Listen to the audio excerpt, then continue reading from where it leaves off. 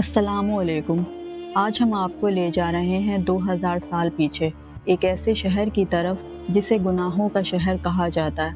Pompeii Roman का एक कदीम और शानदार शहर, जहां दौलत, ताकत और ऐश-ओ-इशरत का राज था। लेकिन फिर कुदरत का इंतकाम आया और एक ही लम्हे में सब कुछ राख और लावे में दफन हो गया। यह शहर अपनी रंगीन जिंदगी के साथ साथ अपने राजों और गुनाहों के लिए आज भी तारीख में जिंदा है। तो आए पोम्पेई के पुरस्कार दास्तान का पर्दा चाक करें और जानें कि कैसे एक शहर अपनी गलतियों की कीमत चुकाकर तारीख में अमर हो गया। 18वीं सदी के एक साल में एक किसान इटली के एक बंजर और वीरान इलाके में रहा करता था, जहाँ पानी एक बड़ी नेमत का दर्जा रखता था।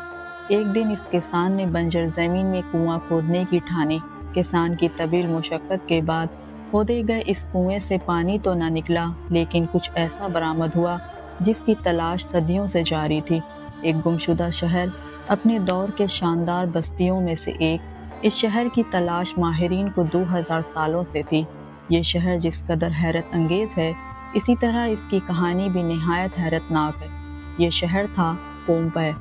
पोम्पेई एक कदीम रोमी शहर था, जो मौजूदा मुल्क इटली के इलाके कंपानिया में नापोली के नज़दीक वाक़ था। ये शहर 7वीं सदी कबल मसीह के दौरान आबाद हुआ। मुख्तलिफ अदवार में मुख्तलिफ कौमों के ज़ेरे नगीन रहने के बाद रोमन एम्पायर के तसल्लुत में आया। फिर इस शहर ने तरक्की की ऐसी मनाजिल तय किए कि ये इस वक्त की दुनिया के अजीम तरीन शहरों में शुमार होने लगा। पानी के तालाब, क्लब, बेकरियाँ, कुशादा सड़कें, वाटर सप्लाई की स्कीम, लाइब्रेरी, कम्युनिटी सेंटर, अस्पताल, घोड़े बांधने के जदीद अस्तबल, 2 मंजिला मकानात और मकानों के पीछे छोटे छोटे लॉन, और इसमें नव फवारों ने इस शहर को जन्नत बना दिया था। ये दुनिया का पहला शहर था जिसमें ज़ेब्रा क्रॉसिंग शुरू हुई थी। यहीं से क्रीम केक ईजाद हुआ था और यहीं से इज्तिमाई गुसलखानों या हमाम के तस्वुर ने जन्म लिया था।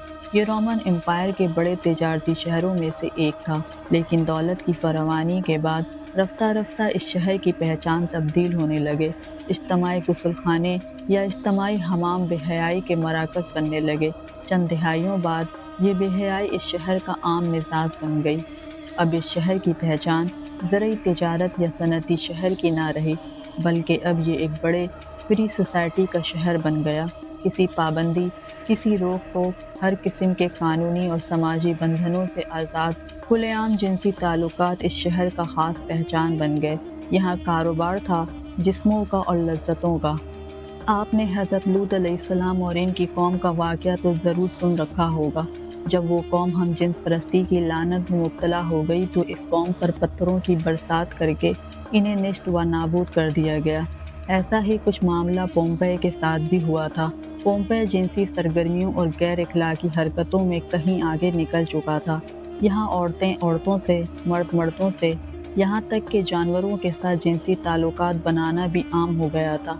जिस्म फरोशी इस शहर का बुनियादी पेशा और मईशत का अहम सतून बन चुका था। सिर्फ औरतें ही नहीं, बल्कि कई तंदुरुस्त मर्द भी इस काम में पेश थे।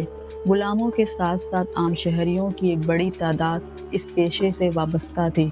अवाम के साथ साथ शहर के अशराफिया यानी इसके उमरा, अफसरान और अफसर गुजरा या तो अपने अपने कब्बा खाने के मालिक थे या फिर जिस्म फरोशी गुलामों की तिजारत में मुलव्विस।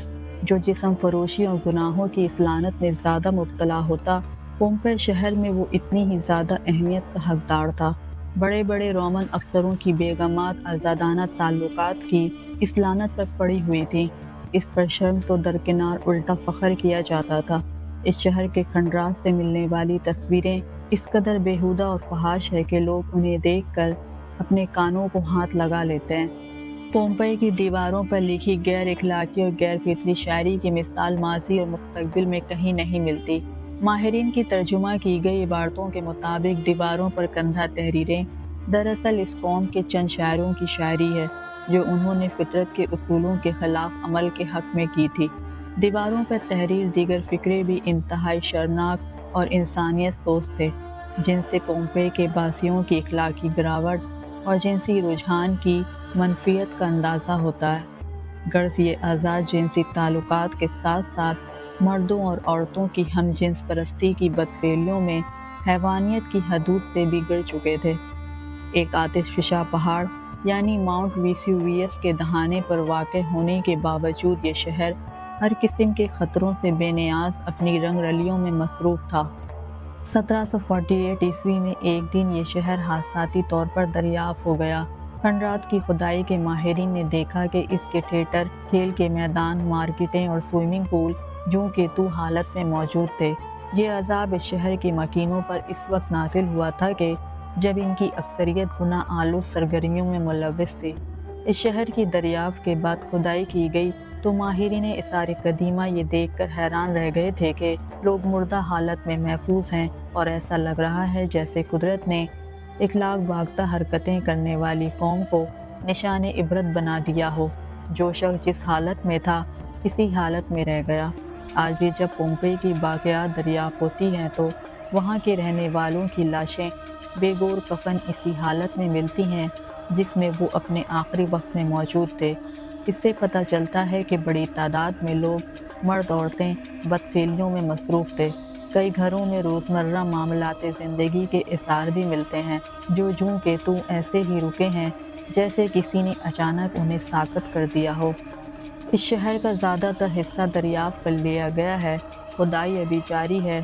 پومپئی کے پختہ سڑک پر چلتے ہوئے ہر گھر میں موجود کچن، باغات اور چشموں کو بآسانی دیکھا جا سکتا ہے۔ اس شہر میں صاف پانی کی فراہمی اور نقاشی آفت سے لے کر زندگی کی ہر آشائش موجود تھی۔ یہاں کے لوگوں کا شمار اس خطے کے امیر ترین لوگوں میں ہوا کرتا تھا، لیکن افسوس کہ ان ناقدروں نے اپنے پروردگار کی نعمتوں کا انتہائی غلط استعمال کیا اور آئندہ آنے والی قوموں کے لیے ہمیشہ ہمیشہ کے لیے نشان عبرت میں تبدیل ہو گئے۔ اب سیاح اس مقام عبرت پر جاتے ہیں اور اس تباہ جگہ انسانی واقعات اور کھنڈرات کو دیکھتے ہیں۔